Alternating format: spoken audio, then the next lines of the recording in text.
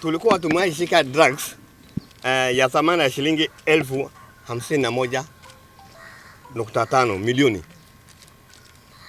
51.5 million.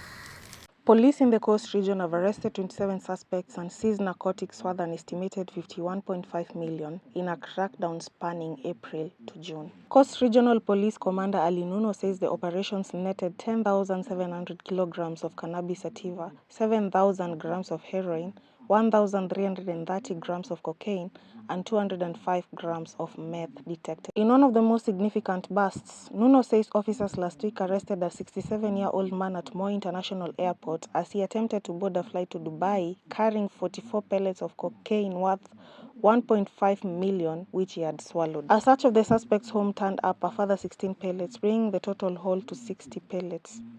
He remains in custody as the case awaits determination in court.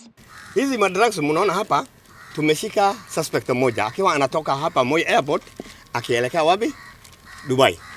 Na alikuwa amemeza hizi vitu, alikuwa anabeba kwa tumbo. 44 of them. Market value ya ile zamana ile pile ambayo alikuwa anabeba kwa tumbo ni ya 1.5 million.